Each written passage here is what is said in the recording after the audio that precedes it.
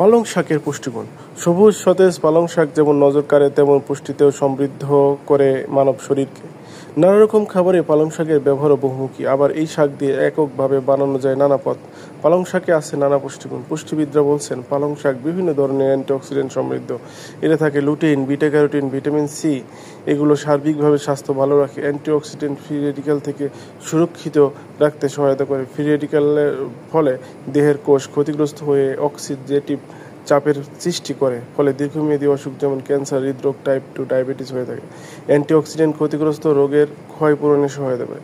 Potassium আছে এই পালং শাকে। রক্তচাপ নিয়ন্ত্রণ করে। পটাশিয়াম দেহে সোডিয়ামের মাত্রা নিয়ন্ত্রণ করে। উচ্চ মাত্রার সোডিয়ামের রক্তচাপ বৃদ্ধি করে। পালং শাক ফোলেট ও ম্যাগনেসিয়ামের ভালো উৎস। এই দুই পুষ্টি উপাদান দেহে নাইট্রিক অক্সাইডের উৎপাদন বাড়ায়, যা রক্তচাপ কমানোর অণু তৈরিতে সহায়তা করে। মস্তিষ্কের সুস্বাস্থ্যের জন্য পালং শাক সেরা খাবার।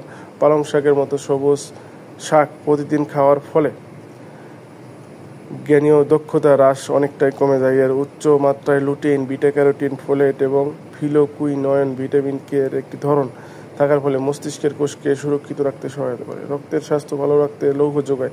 পালং শাক লৌহের ভালো উৎস। লৌহ এমন একটি খনিজ যা রক্তে লোহিত কণিকার মূল উপাদান হিমোগ্লোবিন তৈরিতে ভূমিকা রাখে। এই কোষগুলো সারা দেহ এবং কোষে অক্সিজেন পরিবহন করে, তাই এগুলো অনেক বেশি গুরুত্বপূর্ণ।